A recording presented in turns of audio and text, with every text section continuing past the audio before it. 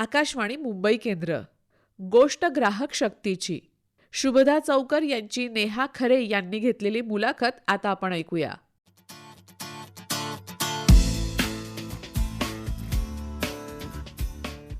श्रोतेहो नमस्कार. ग्राहकांनी ग्राहकांच्या हितासाठी अविरतपणे 51 वर्ष चालवलेली चळवळ म्हणून जगभरात एक विशेष ठरावं, एकमेव उदाहरण ठरावं अशी संस्था संघटना म्हणजे मुंबई ग्राहक पंचायत. या मुंबई ग्राहक पंचायतीच्या 51व्या वर्धापन दिनाच्या निमित्ताने एक छान पुस्तक प्रकाशित झालेलं आहे, गोष्ट ग्राहक शक्तीची, यशोगाथा मुंबई ग्राहक पंचायतची. आणि या पुस्तकाच्या लेखिका शुभदा चौकर यांना आज आपण इथे आमंत्रित केले. शुभदा नमस्कार. नमस्कार. 51 वर्ष एक संघटना सतत चालू आहे. 51 वर्ष म्हटल्यानंतर त्याच्यात जवळजवळ 2 पिढ्या तरी आल्या असतील ग्राहकांच्या सुद्धा. तर हा प्रवास सगळा शब्दबद्ध करावा, त्याचं एक छान पुस्तक तयार करावं ज्याच्यामध्ये एक लेखाजोखा म्हटलं तर येऊ शकेल. तर ही कल्पना कशी सुचली आणि प्रत्यक्षात यायला किती काळ लागला? या संस्थेची ओळख मला माझ्या लहानपणीच झाली होती. हां. माझ्या वडिलांनी संघ सुरू केला होता कांदिवलीला, मी जिथे राहत होते तिथे. त्यामुळे तसं म्हटलं तर लाभार्थी किंवा या संस्थेच्या वितरणी व्यवस्थेतून अगदी गहू तांदूळपासून ड्रायफ्रुट्सपर्यंत सगळं जे मिळतं ते खात पीत धष्टपुष्ट होतच मी मोठी झाले होते. कोणची चक्की का आटा खाते होतं मुंबई ग्राहक पंचायत. अगदी अगदी. आणि जेव्हा मी 2011 मध्ये नोकरीतून जरा विराम घेतला, त्यानंतर मला शिरीष देशपांडे यांनी विचारलं की या संस्थेची तू कार्यकर्ती होशील का. आणि माझ्या डोक्यात होतं ते, कारण जरा समाजसेवेचा पिंड आहे माझा. अखिल भारतीय विद्यार्थी परिषदेची सुद्धा मी कार्यकर्ती राहिलेली आहे. तर त्यामुळे मला वाटलं की हरकत नाही, आपण आपल्या व्यावसायिक काम थोडं निम्मा वेळ आणि निम्मा वेळ एक समाजसेवी काम असं करूया. आणि जशी मी या संस्थेमध्ये कार्यकर्ती म्हणून आले, कार्यकारिणी सदस्य झाले, तेव्हापासून मग मी बघत गेले तर मला इतके पैलू या संस्थेचे विविध आढळत आले की नाहीतर बहुतांश लोकांना ना ही संस्था मासिक वितरण करते, विविध महिन्याचं किराणा सामान मिळतं एवढं माहिती असतं, पण त्याच्या पलीकडे खूप आयाम आहेत. मुळात ग्राहकांना सजग करणारं, ग्राहकांना सक्षम करणारं, ग्राहकांचा आवाज किंवा ग्राहकांचं म्हणणं काय आहे ते धोरणकर्त्यांपर्यंत पोहोचवणं, तशी धोरणं निर्माण होतील यासाठी प्रयत्न करणं, हे सगळं काम विलक्षण आहे. आणि त्याहीपेक्षा विलक्षण म्हणजे हे काम स्वयंसेवी आहे. इथे कोणीही पैसे पगार घेत नाही, मोबदला काहीही घेत नाही, केवळ समाधान हाच मोबदला, आनंद हाच सगळा जो काही असेल ते मिळकत. तर एवढ्या समाधानाच्या आणि आनंदाच्या पोतडीवर 51 वर्ष सलग एखादी संस्था छान काम करतीये, सतत उन्नत होतीये, कुठेही थबकले पण नाहीये. आता तर 120 कोटींपर्यंतची उलाढाल या संस्थेची. बापरे. म्हणजे केवढी मोठी कंपनी चालवल्यासारखा व्यवहार आहे की नाही हा. हे सगळं कसं काय घडतं याचं कुतूहल माझ्या मनात आधी खरं सांगायचं तर निर्माण झालं. आता मी इथे शुभदा चौकर यांचा परिचय तुम्हाला करून देते, औपचारिक परिचय आपण म्हणू. 30 वर्ष पत्रकारितेच्या क्षेत्रामध्ये लोकसत्ताच्या अनेक पुरवण्यांचं लेखन संपादन हे शुभदा चौकर यांनी केलेलं आहे. मुंबई ग्राहक पंचायतीच्या कार्यकारिणी सदस्य आहेत. ग्राहकते तुका मिळवावा या मासिक मुखपत्राच्या संपादक आहेत. वयम या किशोरवयीन मुलांसाठीच्या मासिकाच्या मुख्य संपादक म्हणून शुभदाताई 13 वर्ष कार्यरत होत्या आणि या वयमच्या दिवाळी अंकाला 40 पुरस्कार मिळालेले आहेत. शुभदा चौकर यांना वैयक्तिक पुरस्कार पत्रकारितेच्या क्षेत्रातले आतापर्यंत 5 मिळालेले आहेत. त्याच्यातले विशेष सांगायचे तर विश्वसंवाद केंद्राचा नारद पुरस्कार आणि नारायण आठवले पुरस्कार. तर मुळात पत्रकारितेचा पिंड असल्यामुळे आपण सगळं याचा इतिहास जो आहे तो मांडला पाहिजे, लिहिला पाहिजे असं वाटलं का? हो, अगदी. कुतूहल हा पत्रकारितेचा पाया आहे. त्यामुळे एकदा ते कुतूहल मनात आहे, अशा व्यक्तीला कुतूहल हा वेगळा भाग ठेवताच येत नाही. त्यामुळे त्या कुतूहलातून मी एकदा या संस्थेकडे बघत गेले. दुसरी महत्त्वाची गोष्ट म्हणजे पत्रकारितेमुळे ना वस्तुनिष्ठ दृष्टिकोन मनात भिनतो.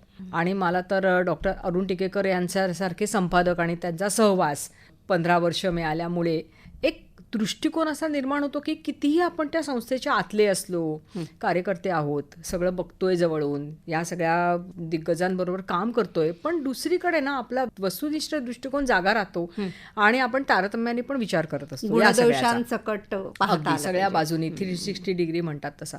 तर त्याच्यामुळे मी त्रयस्थाच्या नजरेतून सुद्धा या संस्थेकडे एक पाहू शकत होते. आणि मी म्हटलं ना की या संस्थेत सगळेजण स्वयंसेवी काम करत असताना प्रत्येकजण वेगवेगळ्या क्षमतेचा असणारे ते किती हजारो कार्यकर्ते काम करतात. त्याच्याशिवाय काय एवढी मोठी संस्था उभी राहते आणि चालते. बरोबर. तर प्रत्येकजण आपापल्या वकुवानुसार त्याला जे जमतंय त्या कौशल्यानुसार काम करत असतो. मग मी विचार केला की माझ्याकडे जरा लेखनाचं बरं कौशल्य आहे, हा वस्तुनिष्ठ दृष्टिकोन आहे आणि एक अभ्यास करण्याची एक आवड आहे किंवा पत्रकारितेमुळे करावा लागतोच, ती सवयी जडून जाते. तर ह्या सगळ्यातून आपण ह्याचं एक छान डॉक्युमेंट तयार केलं पाहिजे. इतिहास म्हणण्याचं धैर्य मी करणार नाही, कारण 51 वर्षात किती गोष्टी घडून गेल्या. त्या सगळ्याची नोंद या एका पुस्तकात आली असेल असं मी म्हणत नाही, पण महत्त्वाचे टप्पे नक्की आणण्याचा प्रयत्न केला. त्याच्यासाठी रिसर्चमध्ये तू म्हणालीस ना किती वर्ष लागली, तर खरं सांगायचं तर मला रिसर्चमध्येच 4-5 वर्ष लागली. अच्छा. कारण सगळं काय असं तत्परतेने उपलब्ध नव्हतं ना. मग मला अगदी संस्थेच्या सुरुवातीपासून आजपर्यंतचे मिनिट्स ऑफ द मीटिंग, त्याच्या फायली कुठे कुठे होत्या संस्थेत त्या शोधून शोधून अगदी माळ्यावरून काढून त्या अभ्यासाला लागल्या, त्याच्या नोट्स काढाव्या लागल्या. किंवा संस्थेच्या संस्थापक सदस्यांपासून ते प्रमुख काम केलेले, अनेक वर्ष काम केलेले, योगदान केलेले जे वेगवेगळे कार्यकर्ते होते त्यांच्या मुलाखती मी प्रत्यक्ष त्यांच्याकडे जाऊन घेतल्या. काही व्हिडिओ, काही ऑडिओ, अशा दोन्ही प्रकारच्या जवळजवळ 45-47 मुलाखती माझ्या झाल्या. बापरे, बऱ्याच जणांना भेटून. म्हणजे सद्य कार्यकर्ते, त्यांना काय काय वाटतंय, ते कसं कसं काम करतात, कार्यपद्धती कशी आहे, ह्या सगळ्यासाठी सद्य कार्यकर्त्यांच्या पण काही मुलाखती म्हण किंवा चर्चा म्हण, गप्पा म्हण. हे जे ग्राहक ती तुका मेवा मासिक आहे त्याचं नावं मधल्या काळामध्ये बदलली, पण एकंदर संस्थेचं मुखपत्र असावं ही परंपरा पण जुनी आहे. त्यामुळे अगदी 1977-78 पासून आजपर्यंतची सगळी मुखपत्र वाचली. बिंदू माधव जोशी हे संस्थेचे संस्थापक अध्यक्ष. तर बिंदू माधव जोशींची काही पुस्तकं आहेत जी आता आउट ऑफ प्रिंट आहेत, कुठेही मिळत नाही, पण ती वेगवेगळ्या लायब्रऱ्यांमधून ती मिळवून ती सगळी वाचली. आणि ह्या सगळ्याच्या नोट्सना मी कम्प्युटरवर तयार केल्या, त्या सुद्धा एक्सेल शीटमध्ये तयार केल्या. अच्छा. म्हणजे त्याचा ॲडव्हान्टेज असा झाला की काळ आणि घटना याचे कोष्टक त्या एक्सेल शीटमध्ये माझ्या तयार होत गेलं. म्हणजे कोणती घटना कोणत्या वर्षी घडली आणि मग त्या घटनेचं नंतर पुढे पुढे कसं होत गेलं, कारण काही घटना कित्येक वर्ष पुढे चालू आहेत ना त्याचा फॉलोअप किंवा त्याच्यातून काही जे निष्पत्ती झाली ती. तर असं ते सगळं नोटिंग करण्यात खूप वेळ गेला. खूप मोठं काम आहे हे. हो. आणि मग शेवटचे गेले 6 महिने मात्र परत सलगपणे त्याच्यावर हात फिरवायला लागला, कारण ती एक सलगता आपल्याला लेखनात पुस्तकात तर सापडली पाहिजे, असं नको व्हायला की कुठेतरी तुटक गोधडी जोडल्यासारखं काहीतरी वाटतंय. त्याच्यामुळे अशी खूप लांबलचक प्रक्रिया झाली, पण मला खूप आनंद मिळाला, खूप समाधान मिळालं की या अशा एवढ्या संस्थेचं कसं असतं माहिती. एकतर ह्या संस्थेचा 51 वर्षाचा धांडोळा एकत्र येणं आवश्यक होतं. महाराष्ट्रामध्ये खूप संस्था संघटना आहेत, तर त्या सगळ्या संस्था संघटनांना सुद्धा कुठेतरी एक या पुस्तकातून दिशा मिळू शकते की आपण आपली संस्था कशी चालवावी. ही स्वयंसेवी असूनही स्वयंपूर्ण आहे, कोणाच्याही फंडिंगवर अवलंबून नसलेली. मग ही स्वयंपूर्णता कशी काय कमावली आहे संस्थेने, हे तर अनेक संस्था संघटनांना उदाहरण होऊ शकतं. एकूण 247 पानांचं हे पुस्तक आहे आणि 28 प्रकरणं आहेत त्याच्यामध्ये वेगवेगळी. आणि पुन्हा ते रंजक आहे. ते कुठेही प्रचार की न होता लिहिणं हे सुद्धा फार महत्वाचं होतं. बिंदू माधव जोशी, सुधीर फडके आणि मधुकरराव मंत्री हे संस्थेचे अध्वर्यू असं म्हणायला. ही संस्था संघटना स्थापन होण्यासाठी निमित्त काय ठरलं? अगदी छान प्रश्न विचारलास, कारण मलाही हा प्रश्न पडला होता. आणि दुसरं म्हणजे ते निमित्त 1975 सालीच का बरं घडलं, हा किडा मात्र माझ्या डोक्यामध्ये खूपच वळवळत होता की आधी का नाही, का ग्राहक हा घटक केव्हापासून आजपर्यंत आहे ना, मग 75 साली असं काय घडलं असेल. म्हणून मी ना थोडा तो 70 ते 75 या कालावधीचा एक थोडा वेगळा अभ्यास केला. तेव्हा मी संस्था बाजूला ठेवून एकंदर त्या काळात काय काय घडलं होतं, कसं असेल. तेव्हा मला आढळलं की 1970च्या सुमारास C2ची स्थापना झाली आणि रेल्वे, टपाल, बँक, औद्योगिक कामगार असे सगळे एकत्रित व्हायला लागले. त्या कामगार चळवळी, युनियन सुरू झाल्या ठिकाणी. म्हणजे तात्पर्य उत्पादन आणि सेवा या क्षेत्रातले कर्मचारी आणि कामगार कुठेतरी एकत्रित संघटित व्हायला लागले होते. 1970 ते 75 हा भारतासाठी सुद्धा कठीण काळ होता, कारण 1971च्या शेवटी झालेलं भारत-पाक युद्ध, त्याच्यानंतर झालेली सगळीकडे टंचाई. तर 1971चं भारत-पाक युद्ध, त्याच्यानंतर 1972 मोठा आवर्षणाचा काळ, 1973 परत अरब-इस्रायल युद्ध, आणि ह्या सगळ्यामध्ये किमती प्रचंड वाढल्या, टंचाई मोठ्या प्रमाणावर निर्माण झाली. रेशनवर लोकांना वस्तू मिळत नव्हत्या किंवा वीज महाग झाली, दर्जा त्याच्यामुळे खालावला. हां. आणि त्याच सुमारास 1974 गुजरातमध्ये तरुणांची एक नवनिर्माण चळवळ सुरू झाली. हे गुजरातमधले तरुण एकत्र झाले आणि त्यांनी आम्हाला आता भारत बदलायचा आहे, स्वराज्यानंतर इतकी वर्ष झाली आहेत पण तसे सुराज्य स्थापनेचं दिसत नव्हतं चित्र. हां. त्यांनी अस्वस्थ होऊन त्यांची नवनिर्माण चळवळ सुरू झाली. मग बिहारमध्ये त्याच सुमारास जयप्रकाश नारायण यांची संपूर्ण क्रांतीची चळवळ सुरू झाली. त्यामुळे मला असं वाटतं ह्या 1973-74 या काळामध्ये ना इथल्या महाराष्ट्रातल्या सुद्धा काही तरुणांना वाटायला लागलं की आपणही पुढे होऊन आता काहीतरी हे सगळं जे परिस्थिती आहे बदलली पाहिजे, त्याच्यासाठी एकत्र आलं पाहिजे. आणि त्याच्यामुळे 9 ऑगस्ट 1974 पुण्यामध्ये युवक महामंडळ जनता ग्राहक महासंघ नावाचा एक छोटासा गट बिंदू माधव जोशी आणि त्यांच्या बरोबर असलेल्या काही तरुण कार्यकर्त्यांनी सुरू केला. ती माझ्या मते ह्याची खरी बीजारोपण. त्याच सुमारास आंतरराष्ट्रीय पातळीवर पण ना 1967-1970 या काळामध्ये अमेरिकेत राल्फ नाडर यांनी ग्राहक हितासाठी चळवळ सुरू केली होती. तर त्यामुळे तीही एक पार्श्वभूमी, त्या एक बातम्यांचा सुद्धा कुठेतरी एक परिणाम या सगळ्या तरुणांवर राहतच. आणि गंमत बघा, ही या चळवळ सुरू झाल्या ना सगळ्या चळवळी, तर जयप्रकाश नारायण एकदम द्रष्टे त्या काळातले नेते. त्यांनी बिंदू माधव जोशींना, त्यांनी मी म्हटलं तसे जी काय तो ग्राहक महासंघ तरुणांचा सुरू झाला ना, त्यानंतर एक पत्र लिहिलं होतं. त्या पत्रामध्ये त्यांनी असं म्हटलं की शोषणहीन समाजाच्या घडणीसाठी ग्राहकांमध्ये चेतना जागृत केली पाहिजे. संपूर्ण क्रांतीची कल्पना साकार करण्यासाठी हे फार आवश्यक आहे. आणि जयप्रकाश नारायणांनी त्यांना सांगितलं की नुसतं प्रतिक्रियात्मक करू नका. म्हणजे या काळात या तरुणांनी 1974 कापड महागलं, तर तेव्हा पुण्याच्या लक्ष्मी रोडमध्ये आंदोलन केलं की आम्ही कापड इतक्या चढ्या दराला विकू देणार नाही, नाहीतर लोकांची दिवाळी चांगली साजरी होणार नाही. आणि म्हणून चक्क लक्ष्मी रोड सारखा गजबजलेला बाजाराचा परिसर त्या दिवाळीमध्ये अगदी थंडावलेला होता, ओस पडलेला होता. पण या रिॲक्शनरी ॲक्टिव्हिटीज करत राहू नका असंही कुठेतरी जयप्रकाश नारायणांनी यांना सुचवलं. आणि त्याच्यानंतर बिंदू माधव जोशींनी या सगळ्या गटाला सांगितलं की आपण नुसत्याच अशा प्रतिक्रियात्मक उपक्रम नाही करायचे, तर काहीतरी ठोस करूया, जबाबदारी घेऊन की ही बदलायची आहे ना आपल्याला व्यवस्था, ती नुसती प्रतिक्रिया व्यक्त करून बदलणार नाही, निषेध करून उपयोग नाही, अजिबात नाही. आणि मग म्हणून त्यांनी आवश्यक वस्तूंचं वाटप आपण घेऊन येऊया, चांगल्या वस्तू व्यापाऱ्यांकडून शेतकऱ्यांकडून घेऊन येऊया. कापड आपण काही चांगले प्रामाणिक मिलवाले आहेत त्यांना एकत्र जमवूया, त्यांच्याकडून कापडाचं प्रदर्शन लावूया. असं करत करत पुण्यात ते छोटे छोटे गट सुरू झाले. आणि मग लोक त्या त्या ठिकाणी एकत्र येऊन काही जणांच्या बंगल्याच्या आवारात, कुणाच्या घरांच्या आवारात असे हे 1974 ते 75 त्यांनी गट निर्मिती केली. आणि घाऊक बाजारातून, शेतकऱ्यांकडून, कापड विक्रेत्यांकडून आणून ते लोकांना स्वस्त, चांगलं, दर्जेदार मिळेल असं पाहिलं. अच्छा. तिथून ह्या सगळ्या चळवळीची सुरुवात झाली. आणि मग मुंबई ग्राहक पंचायत ही प्रत्यक्षात आकाराला आली 1975 मग ते कसं झालं, 74 ही जेव्हा आकारत होती ना, तेव्हा सुधीर फडके हा या सगळ्यांमधला एक समान धागा. सुधीर फडके यांच्या चित्रकुटी म्हणून पुण्यातल्या बंगल्यावर या सगळ्या सुरुवातीच्या सभा झाल्या होत्या. आणि तेव्हा सुधीर फडके संगीताच्या क्षेत्रामध्ये करिअर करू लागलेल्या असल्यामुळे त्यांचा मुंबई पुणे सारखा प्रवास सुरू असे. मुंबईला त्यांचं दादरला घर होतं आणि पुण्याला तो चित्रकुटी बंगला. तर त्याच्यामुळे पुण्यात एकदा हे सगळे गट सुरू झाले, ही चांगली व्यवस्था सुरू झाली. मग त्याच सुमारास सुधीर फडके म्हणाले मुंबईत का नाही, हे मुंबईत पण करूया. आणि मधुकर मंत्री हे त्यांचे मित्र. तर मधुकर मंत्रींना स्वतः सुधीर फडके पुण्याला अनेकदा घेऊन जात असत स्वतःबरोबर. आणि बघ आमच्या मीटिंग कशा चालल्यात, बघ आमचं कसं चाललंय.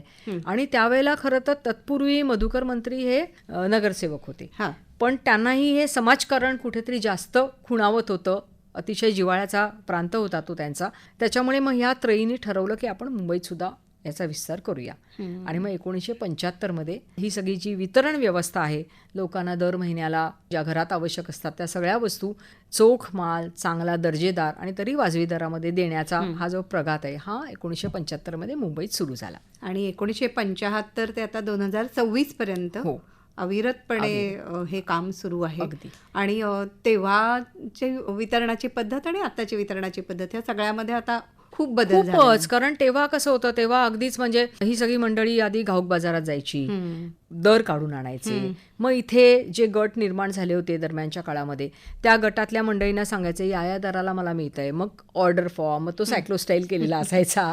मग त्याच्यात मंडळी ऑर्डर हाती भरायची, लिहायची सगळं, हा. मग ते जमा करायचे. त्याची एक कन्सॉलिडेटेड म्हणजे आता आपण एक्सेल शीट म्हणतो, हो. तेव्हा ते फुलस्केपवर आखून रेखून अशी ती मोठी मागणी पत्रक तयार करायचे. हे सगळं ते जमा करायचे आणि मग परत जायचे घाऊक बाजारात, ते सगळं द्यायचे की आमची मागणी एवढी एवढी, आम्हाला या दराला ती हवी. आणि मग ठराविक दिवशी जे काय त्यांचं शेड्यूल ठरलेलं असेल त्यावेळेला तो तिकडनं ट्रक येणार. आला की गुळाच्या ढेपी यायच्या किंवा ते तेलाचे तुपाचे मोठे डबे ते यायचे. आणि मग हीच मंडळी ऑफिसमधलं काम सांभाळून ऑफिसमधून घरी आल्यानंतर रात्री त्या सगळ्याचं वाटप करायचे. कोणाच्या गॅलरीत, कोणाच्या घरातच, कोणाच्या वरांड्यामध्ये, असं ते सगळं काम चालायचं. आणि मग नंतर कालानुरूप मात्र बदल होत गेले. मग साधारणतः 80च्या मध्यास कुठेतरी या मंडळींना वाटलं की नाही, आपण 5-5 किलोचे तांदूळाचे, गव्हाचे अशी पोती पिशव्या बांधून वेगळ्या, दिली तर. त्यातही या मंडळींनी तेव्हा पिशव्या कापडी सुरू केल्या बरं का, की शक्यतो प्लॅस्टिक नको. मग डाळी वगैरे मात्र प्लॅस्टिकमध्ये. त्याचं ते पॅकिंग कसं होणार, मग पॅकिंग मशीन, मग आपल्या गोडाऊनमध्ये पॅकिंग मशीन घ्या. हे सगळं या मंडळींनी खूप दिव्य करत करत त्याच्यात सुधारणा करत गेले. पण याच्यासाठी मोठी जागा सुद्धा हवी ना, गोडाऊन आणि या सगळे ते सुद्धा कसं उभारलं असेल त्या काळात. अगदी खरंच आहे. मी सुरुवातीला कुठे कुठे अशी बालमोहन शाळेपासून दादरच्या ते अगदी परळला एका ठिकाणी अशी गोडाऊन घेत होते भाड्याने. पण नंतर मात्र या मंडळींना वाटलं नाही, आपली हक्काची जागा पाहिजे.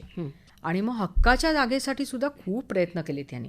मग त्यावेळेला सदाशिवराव तिनईकर, दमसुक्तनकर अशी जी मंडळी महापालिकेमध्ये होती आणि मधुकर मंत्री हे त्याच्याकडे जाऊन जाऊन ही संस्था कशी आहे ते काय ते सांगून आम्हाला कशासाठी हवी आहे, आमचा उद्देश काय आहे, ध्येय काय आहे, हे सगळं समजावून त्यांनी भूखंड मिळवला जुहूला, JVPD स्कीमच्या इथे कूपर हॉस्पिटलच्या पाठच्या बाजूला.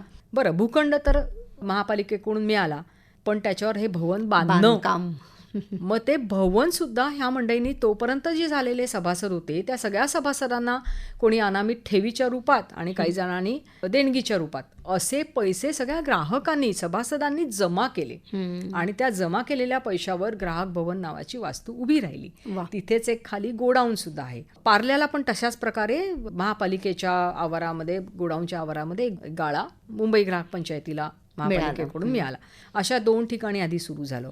मग मुंबईच्या थोडीशी बाहेर, ज्याला विस्तारित मुंबई म्हणू, ठाणे म्हणा, वसई म्हणा, पालघर म्हणा, अगदी पेणपर्यंतचे सुद्धा, म्हणजे ज्याला आता आपण MMRDA रिजन म्हणतो, ती मंडळी सुद्धा मेंबर झाली आणि ती सुद्धा इथून सामान नेत होती, त्यांचे ट्रक पाठवून वगैरे. मग हळूहळू ठाण्यात गोडाऊन सुरू झालं, मग वसईला सुरू झालं, पेणला सुरू झालं, पालघरला, अशा ठिकठिकाणी मग छोटी छोटी भाड्याची गोडाऊन सुरू झाली.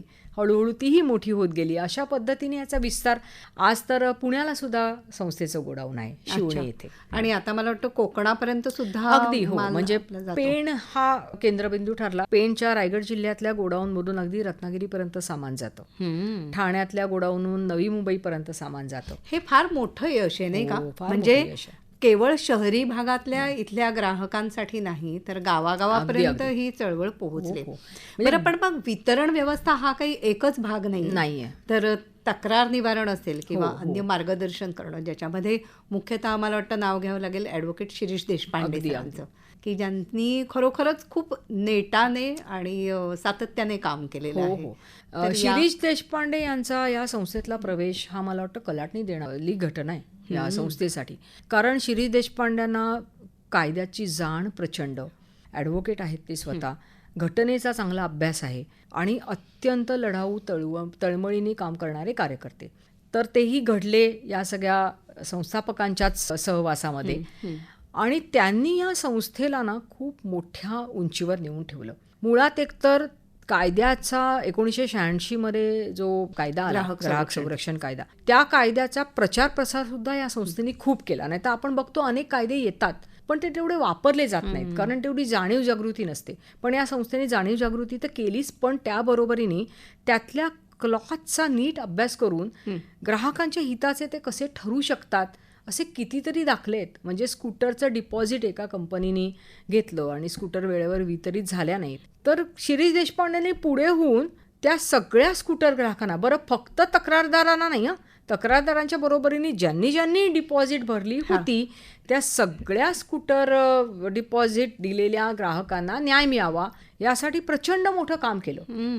अशा कितीतरी मोहिमा त्यांनी त्या स्वतःच्या नेतृत्वाखाली आणि सगळ्या कार्यकर्त्यांना बरोबर घेऊन राबवल्या आणि त्याच्यामुळे ग्राहकांचा आवाज खऱ्या अर्थाने उमटला. मला वाटतं महारेरा हे सुद्धा फार मोठं उदाहरण. महारेरा उदाहरण आहे. त्याच्या आधी आपल्या टॅक्सी रिक्षामधले मीटर, म्हणजे टॅक्सी रिक्षामधल्या मीटर्सवरून खूप फसवणूक होत होती पण ती कळत पण नव्हती लोकांना. मग ते इलेक्ट्रॉनिक मीटर कसे बसले पाहिजेत, त्याचा कसा फायदा होईल आणि ज्याच्यामुळे आज आपल्याला अतिशय पारदर्शक पद्धतीने टॅक्सी रिक्षामधले मीटर्स दिसतात. तर ते असेल. रेराच्या वेळेला तर त्यांनी कमालच केली. म्हणजे रेराचा आधी जो महाराष्ट्रासाठीचा कायदा होऊ घातला होता त्याच्यामध्ये काही दोष होते किंवा तो पुरेसा नव्हता. तर शिरीष देशपांडेंनी अक्षरशः वेळोवेळी मग देशाचा कायदा अभ्यासला, राज्यपालांना महाराष्ट्राच्या जाऊन सांगितलं की नाही हा असला पाहिजे, त्याच्यात कोणते क्लॉजेस असले पाहिजे त्याची काही भर घातली, खूप सूचना केल्या आणि एकंदरच सगळ्या घर ग्राहकांना जी घरघर सहन करावी लागते ती लागू नये याच्यासाठी अतिशय सुरळीत त्यांचं घरात प्रवेश होईपर्यंत त्यांना जे काही वचनं दिलेली असतात त्यावेळेला बिल्डरनी, ती वचनाची पूर्ती होईल की नाही, उगाच ती आवाजावी दिलेली नाहीत ना. त्याच्यामुळे अतिशय पारदर्शक म्हणावं असं ते महारेराची एक वेबसाईट, त्याच्यावर सगळी आज नोंदणी आपल्याला दिसते. आज आपण सांगतो कुठल्याही नवीन घर घेणाऱ्याला की आधी महारेराच्या साईटवर जाऊन बघ बाबा सगळं आहे की नाही. तर असा तो घरग्राहकांना अतिशय न्याय देणारा असा कायदा निर्माण झाला. त्या कायदा आणि तो अचूक आणि चांगला निर्माण झाला याचं श्रेय निर्विवादपणे शिरीष देशपांडेंना जातं.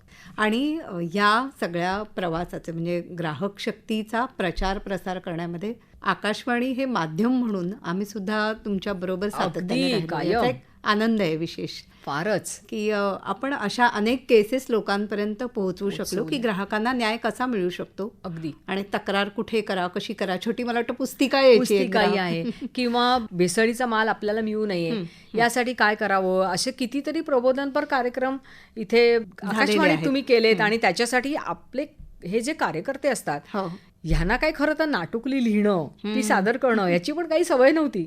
पण तुमच्या मार्गदर्शनाखाली कार्यकर्ते नाटुकली लिहू लागले, ती सादर करू लागले. त्यामुळे वेगवेगळ्या माध्यमातून ते छान पद्धतीने पोचलं. खरे. आणि एक ग्राहकांची हितगुज नावाचं सदर लोकसत्तामध्ये होतं. ते पण 20 वर्ष चाललेलं सदर आहे. म्हणजे एक विक्रम म्हणावा लागेल तो की सगळे सर्वसामान्य कार्यकर्ते विविध ग्राहक विषयांवर लिहितायत, जागरूकता निर्माण करतायत, लोकांना जाणीव करून देत आहेत. शुभदा, या सगळ्या कामामध्ये तू सुद्धा जवळजवळ 20 वर्ष जोडलेली आहेस.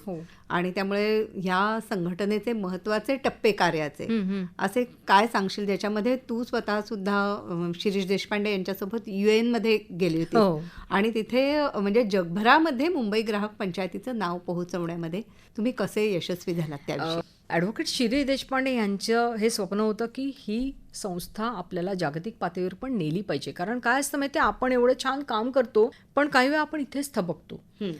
तर त्याच्यामुळे जेव्हा आंतरराष्ट्रीय परिषदांची निमंत्रणं मुंबई ग्राहक पंचायतीकडे यायची तेव्हा सुरुवातीला सगळ्यांना त्याचं गांभीर्य होतं असं नाही. पण शिरीष देशपांडेंना ती दृष्टी होती म्हणा, त्यांची ती वृत्ती होती म्हणा, त्यांनी ते बरोबर ती संधी हेरली. आणि कसं असतं माहिती आहे, आंतरराष्ट्रीय पातळीवरनं खरं तर अशी स्वयंपूर्ण ग्राहक संस्था बाकी कुठली नाही आहे. ते त्यांच्या गव्हर्नमेंटच्या किंवा कॉर्पोरेटच्या फंडिंगवर काम करतात. आणि मग फंडिंगवर असल्यानंतर काही मर्यादा असतातच ना. तर जेव्हा स्वयंपूर्णता किंवा शाश्वत जीवनशैली, अलीकडे आपण म्हणतो की शाश्वत जीवनशैली जगली पाहिजे आणि त्याच्यासाठी जगभर उदो सुरू आहे त्याचा, किंवा ग्लोबल गोल्स केलेले आहेत आणि ते सस्टेनेबिलिटी गोल्स आपण कसे अचीव करावे अख्ख्या जगाने मिळून, ह्याच्यावर खूप खल चाललेला आहे. पण या संस्थेमध्ये खरं तर शाश्वत जीवनशैली मूल्य ही जपली जात आहेत सुरुवातीपासून आजपर्यंत. तर त्याचे कितीतरी पैलू आहेत. मग ते पैलू जगासमोर मांडण्याची संधी शिरीष देशपांडे यांनी हेरली. किंवा आता आपण बघतो सगळा जागतिक व्यवहार सुरू झालेला आहे. जागतिकीकरणानंतर एका देशात मालाची निर्मिती झालेली असते, दुसऱ्या देशातून त्याची विक्री होत असते. ते विकणारा प्लॅटफॉर्म कुठला तरी तिसऱ्या देशाचा असतो, ग्राहक चौथ्या देशात बसलेला असतो. आता काही तक्रार उद्भवली तर कुणाकडे दाद मागायची? तर अशा सगळ्या गोष्टी कुठे खरं तर एकत्रित आल्या पाहिजेत. तर युनायटेड नेशन्समध्ये एक काहीतरी कॉमन प्लॅटफॉर्म पाहिजे, याचे सगळ्याचे म्हणून काही एक यंत्रणा पाहिजे, व्यवस्था पाहिजे, आणि ती रुजवण्यासाठी शिरीष देशपांडे यांनी खूप मदत केली. युनायटेड नेशन्सला वेळोवेळी त्यांनी त्याच्यासाठी सल्ला दिला, त्याच्यासाठी ते अनटॅकच्या मिटिंगला जायचे, आणि अशा काही मिटिंग्सना त्यांनी मला पण नेलं. मलाही त्याचा एक तरुण अनुभव कार्यकर्ती मिळाला. हो, म्हणून. त्यांच्याबरोबर अभ्यास करता आला की कसा अभ्यास करायचा असतो, हे मांडायचं कसं, ते कुठल्या पद्धतीने मांडलं म्हणजे तिथपर्यंत पोचेल, पटेल. कारण ह्या गोष्टी सोप्या नसतात. आणि आपण भारत विकसनशील देशातली एक ग्राहक संस्था जेव्हा असं काही मांडते, तर जगातल्या प्रगत देशांकडून ते चांग्या पद्धतीने स्वीकारलं जाणं आणि युनायटेड नेशन्सच्या एवढ्या मोठ्या व्यासपीठावर त्याला मान्यता मिळणं, ही खूप अथक लढाई होती जी शिरीष देशपांडे यांनी लढली, आणि ती लढताना मला बघायला मिळालं. आणि त्याच्यामुळे आता युनायटेड नेशन्समध्ये असे काही छान वर्किंग ग्रुप्स तयार झालेले आहेत की ते वेगवेगळ्या विषयांवर काम करतायत, आणि त्या वेगवेगळ्या विषयांवर ते काम करत असताना मुंबई ग्राहक पंचायतीचं सुद्धा मत लक्षात घेतलं जात आहेत, आपल्याला योग्य सूचना करता येत आहेत, आणि ही सगळी यंत्रणा एक चांगली निर्माण करण्यात. आता कन्व्हेन्शन झालं पाहिजे खरं तर ग्राहकांचं, जसं विमेन कमिशन आहे तसं ग्राहकांचं कमिशन झालं पाहिजे, अशी पण मागणी आहे. ती घेऊन सुद्धा ते तिथे गेलेले आहेत. किंवा ऑनलाईन व्यवहार जसे होतात तसं ऑनलाईन सगळ्या या तक्रारींचं निवारण सुद्धा झालं पाहिजे. हे नव्या काळातलं मोठं फार मोठं आव्हान आहे. किंवा डेटा सिक्युरिटी, डेटा प्रायव्हसी, हे केवढं मोठं आव्हान आहे. तर ह्या सगळ्यासाठी सुद्धा शिरीष देशपांडे सातत्याने प्रत्येक मिटिंगमध्ये काम करत असतात. त्यातल्या काही मिटिंगमध्ये मला स्वतःला अनुभव घेता आला, त्यामुळे मला तो पुस्तकात सुद्धा असा चित्रमय पद्धतीने चितारता आला की कसं असतं. नाही तर आपल्याला माहिती पण नसतं ना की हे सगळं एवढ्या मोठ्या व्यासपीठावर होतं कसं. तर तेही मला मग पुस्तकात लिहिता आलं चांगल्या पद्धतीने. आणि याची शीर्षकं सुद्धा खूप छान आहेत तुझ्या या पुस्तकामधली. सेतू बांधारे, ओल्या मातीच्या कुशीत, अन्नशासन पर्व, पंचेंद्रियांनी चाचपणी. हो, यातली काही शीर्षकं जी काव्यात्मक दिसतात ना, ती सगळी सुधीर फडक्यांच्या गाण्यांमधल्या ओळी आहेत. कारण सुधीर फडके संस्थापक सदस्य म्हणून त्यांना एक वंदन म्हणून त्यांच्या गीतांमधल्या काही ओळी उचललेल्या आहेत. अन्नशासन पर्व हा पु ल देशपांडेंनी वापरलेला शब्द आहे त्यावेळेला. ते जेव्हा मुंबई ग्राहक पंचायतीच्या व्यासपीठावर आले होते तेव्हा. गुरुवेण कोण दाखविलं वाट, एक एक धागा गुंते रूप ये पटास. फार छान आहे. आणि जाहिरातींवर तिसरा डोळा. मला वाटतं ह्या क्षेत्रात सुद्धा मुंबई ग्राहक पंचायतीने मोठं अगदी फार मोठं काम केलेलं आहे. म्हणजे एकदा तर सरोगेट ॲडचं एक प्रकरण घडलं होतं की खरं तर उत्पादन वेगळंच, पण ते वेगळ्या रूपामध्ये प्रसिद्ध झालं होतं. त्याच्या जाहिराती झळकल्या होत्या, आणि ते घातक उत्पादन होतं की जे सगळ्यांनी सेवन करू नये खरं तर. आणि अशा पेयाची जेव्हा जाहिरात अशा सरोगेट पद्धतीने झाली, तेव्हा मुंबई ग्राहक पंचायत अनुराधा देशपांडेंच्या नेतृत्वाखाली खूप मोठी चळवळ झाली. आणि तेव्हा परत कायद्याचा आधार घेऊन असं सिद्ध केलं गेलं की अशा जाहिराती तर बंद झाल्याच पाहिजेत, पण या जाहिरातींमुळे झालेलं नुकसान भरून काढण्यासाठी दुसऱ्या करेक्टिव्ह जाहिराती सुद्धा झाल्या पाहिजेत. आणि मग त्यावेळेला विक्रम गोखले पुढे आले आणि त्यांनी शूट केलं की नारळ पाणी प्या. आणि मग तशा जाहिराती रेल्वेवर झळकल्या. गौतम राजाध्यक्षांनी फोटोग्राफी केली होती आणि अशा त्या जाहिराती झळकल्या. अशा कितीतरी आक्षेपार्ह जाहिरातींवर या संस्थेने वेळोवेळी आक्षेप घेतलेला आहे. त्या जाहिराती दूर होतील असं पाहिलेलं आहे. आस्की नावाची एक संस्था आहे जाहिरातींवर नियंत्रण ठेवणारी. तिथे तक्रार केल्याशिवाय काही होत नसतं. तर तिथे तक्रारी जातील आपला का बरं आपण या जाहिरातीला नको म्हणतोय, ते जाईल. एकदा शिक्षकांना वेडावणारी जाहिरात होती. असं काही ना काही जे घडतं ना, त्याच्याबद्दल वेळोवेळी आपण नोंदवावा लागतो आक्षेप किंवा तक्रार. ती जाणीवही या संस्थेने निर्माण केली लोकांमध्ये, आणि तशा जाहिरातींवर आक्षेप नोंदवले गेले. त्याच्यामुळे अशा संस्थेच्या कामाच्या गोष्टी मी लिहिल्यात. नाही तर कसं झालं असतं माहिती आहे, जर का काळानुरूप लिहिलं गेलं असतं ना, तर त्याच्यात काही वेळा कंटाळवाणेपणा येऊ शकतो, रटाळपणा येऊ शकतो. म्हणून संस्थेची कामं आणि मग ती कामांच्या गोष्टी, खऱ्याखुऱ्या गोष्टी, बरोबर, अशा आपण या पुस्तकामध्ये लिहिण्याचा प्रयत्न. तू मगाचपासून उल्लेख करतेस की ही संस्था जी आहे ती स्वयंपूर्ण आहे. हो. तर आर्थिक डोलारा या सगळ्याचा हा कशा पद्धतीने उभा राहिला हे एक कुतूहलाचा विषय. म्हणजे ग्राहक भवनची निर्मिती ही देणग्यातून झाली असेल, पण त्यानंतर मुंबई ग्राहक पंचायत असं सर्रासपणे कुणाकडनं देणगी घेऊन वगैरे काम करत नाही. मला वाटतं ती गरज भासत नाही. याचं एक कारण म्हणजे आता 30,000 मेंबर आहेत या संस्थेचे, आणि वार्षिक शुल्क छोटंसं घेतलं जातं, 240 रुपये अगदी ते वर्षाला. पण त्या वार्षिक शुल्कातून ही संस्थेची ही सगळी जी बाकीची कामं आहेत ना, त्यासाठी एकतर ते कामी येतं. या ग्राहक पंचायत पेठांमध्ये जे उद्योजक सहभागी होतात, ज्यांना स्टॉल दिले जातात, ते त्यांच्या विक्रीवरचे 2% शुल्क हे आपल्याला देतात ग्राहक पंचायतीला. त्यामुळे तो एक आपला इन्कमचा सोर्स असतो. आणि सगळ्यात महत्त्वाचं म्हणजे सगळे कार्यकर्ते स्वयंसेवी असल्यामुळे कोणी एकही नया पैशाचा मोबदला घेत नाही. अच्छा. त्याच्यामुळे ते कितीतरी पैसे वाचतात. म्हणजे आपले गोडाऊन कर्मचारी आणि थोडासा ऑफिसचा अकाउंट्सचा स्टाफ हा सोडला तर बाकी कोणालाही संस्थेला उचलून पैसे द्यायचे नाही आहेत. त्याच्यामुळे ते सगळे पैसे वाचतात. एवढे हजारो कार्यकर्ते आहेत या संस्थेकडे. म्हणजे प्रत्येक संघ चालवणारा संघप्रमुख पासून ते आमचे शिरीष देशपांडे, अनुराधा देशपांडे, सगळे कार्यकारिणी, मध्यवर्ती कार्यकारिणी असेल, शिक्षण विभाग आहे की जे ठिकठिकाणी शाळांमध्ये, महाविद्यालयांमध्ये, क्लब्समध्ये, ऑफिसेसमध्ये जाऊन ग्राहक शिक्षणाचं काम करतात. ह्या सगळ्यांना बांधून ठेवणं, सगळ्या सभासदांना, सगळ्या कार्यकर्त्यांना त्याचं काम संघटनेचं केलं जातं. मुखपुत्र आहे किंवा ठिकठिकाणी सदर लेखनं आहेत, आकाशवाणी, दूरदर्शनसारख्या ठिकाणी कार्यक्रम सादर करणं आहे, हे करणाऱ्या टीम्स आहेत. ह्यातल्या कुणालाही काहीही मोबदला मिळत नाही. समाधान, आनंद हीच त्यांची मिळकत.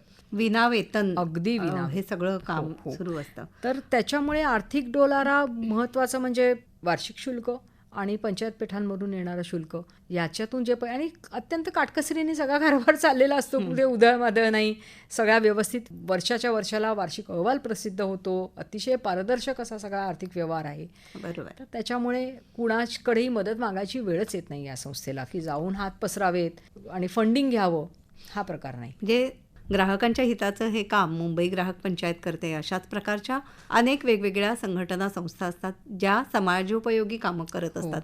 त्यांच्यासाठी आर्थिक मॉडेल कसं असावं ह्याचं सुद्धा हे एक उत्तम आणि म्हणून उदाहरण मी ठरावं. खास या पुस्तकामध्ये ते एक प्रकरण केलं आहे. कारण काय आहे, इतर संस्था संघटनांना हा प्रश्न पडू शकतो की कसं मी आर्थिकदृष्ट्या स्वयंपूर्ण आणि स्वयंसेवी होऊ. तर त्यासाठी पण आपण या पुस्तकामध्ये मुद्दामून त्याचा उल्लेख केला आहे, जेणेकरून सामाजिक क्षेत्रात काम करणाऱ्या प्रत्येकाला काही ना काही याच्यातून मिळावं. वा. आणि महत्त्वाचं म्हणजे जर आम्ही हे पुस्तक प्रसिद्ध केलं असतं ना, तर एक साधंसं कुठेतरी स्वयंप्रकाशित डॉक्युमेंट असं त्याला रूप आलं असतं. पण रोहन प्रकाशनच्या चंपानेरकरांचं विशेष कौतुक आहे की ते स्वतःहून पुढे आले. जेव्हा मी त्यांना सहज बोलता बोलता म्हणाले की अरे, ही संस्था आता 50 वर्षाची 51 वर्षाची होतीये, तर आपण ह्याच्यावर काहीतरी केलं पाहिजे असं माझ्या मनात आहे. तर मी नुसतं माझ्या मनातली गप्पांमध्ये व्यक्त केलेली इच्छा, पण त्यांनी ती इतकी पकडून धरली आणि थोडासा धोशा पण लावला. अगं कधी करतेस, आपल्याला करायचंय. पाठपुरावा केला तुम्ही. पाठपुरावाही पण केला आणि आम्ही रोहन प्रकाशनतर्फे हे पुस्तक प्रसिद्ध करू अशी त्यांनी मला ग्वाही दिली. अतिशय कलात्मक, सुबक, सुंदर अशी निर्मिती ही मंडळी करतात. स्वतः प्रदीप चंपानेरकर लक्ष टाकून ते करतात. खरोखरच अतिशय आकर्षक असं हे पुस्तक झालेलं आहे. गोष्ट ग्राहक शक्तीची, यशोगाथा मुंबई ग्राहक पंचायतची. तर आता सुवर्ण महोत्सव या संघटनेचा, संस्थेचा झालेला आहे, ग्राहकांचं संघटन हे. तर आता याच्या पुढची वाटचाल ही कशी असणार आहे? कसं ही जी वितरण यंत्रणा आहे ती मी म्हटलं तसं अगदी गुळाची ढेप आणि तेलाचा डबा मोडण्यापासून ते आता प्रत्येकाला सोयीच्या सुटसुटीत अशा पॅकिंगमध्ये आलेले. पण तरीही सगळ्या संघाचं सामान एकत्र येतं. त्या संघामध्ये 11, 15, 25 असे जे काही सदस्य आहेत तेवढ्या सदस्यांचं सामान एका कोणाच्या तरी घरी येतं आणि ते एकत्रित येतं. आणि मग ते प्रत्येकाला आपापलं त्याच्यातून काढून घेऊन आपापलं बास्केट बनवून ते आपापल्या घरी घेऊन जायचं, अशी ही सगळी यंत्रणा आहे. पण आता 51 वर्षात गंमत म्हणजे 51 वर्ष तेव्हापासून आजपर्यंत चालत आलेत असे सुद्धा संघ आहेत आपल्याकडे. तिथपासून ते मधल्या काळात आत्ता सुरू झालेले असे पण संघ आहेत. आणि मला वाटतं आता ह्या पुस्तक प्रकाशनाच्या वेळेला अशा संघांचा सन्मानही केला गेला. अगदी सन्मान केला गेला. त्यातली काही वयस्क मंडळी सुद्धा आली होती. 80हून जास्त वयाचे कार्यकर्ते पण आपल्याकडे आहेत, तेही आले होते, त्यांचाही सन्मान झाला. पण कसं झालंय आता थोडंसं की जी वयस्क मंडळी झालेली आहेत की ज्यांना हे सामान हवंय, या सामानाशिवाय ते बाहेर बाजारात जाऊन काही घेऊन त्यांना ते आवडतच नाही, पसंतच पडत नाही. पण हे अशा पद्धतीने एकत्र आलेलं सामान आपलं काढून घ्या खाली वाकून, हे त्यांना थोडंसं जमत नाही, कठीण जाते. आणि तरुण पिढीला किती इच्छा असली तरी त्यांच्याकडे वेळ नाही. ते सकाळी जातात, ते रात्री येतात. आता कामाच्या वेळा निश्चित राहिलेल्या नाहीत. त्याच्यामुळे हे सगळं काम कोण आणि कसं करणार हा प्रश्न किंवा पेच ठिकठिकाणी व्यक्त होतोय. आणि म्हणून आता या संस्थेने असं म्हटलंय की आता आपण प्रत्येकाचं एकत्रित बास्केट बांधता येईल का आपल्याला?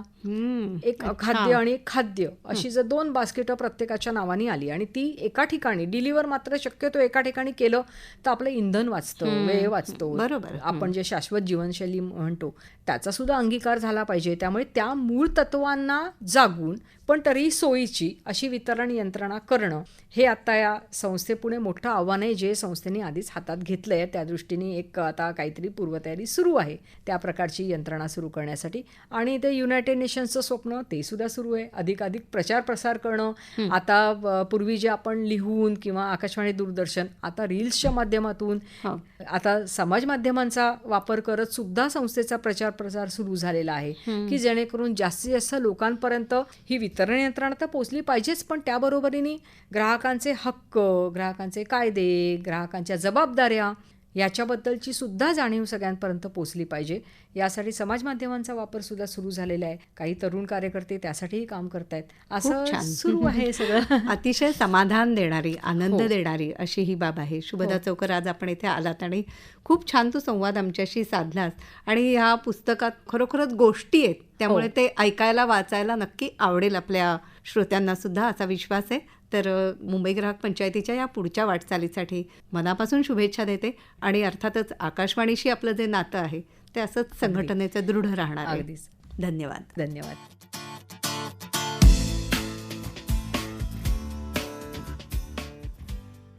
मंडळी, आत्ताच आपण ऐकत होतात गोष्ट ग्राहक शक्तीची, शुभदा चौकर यांची नेहा खरे यांनी घेतलेली मुलाखत. ही आकाशवाणीच्या मुंबई केंद्राची निर्मिती होती.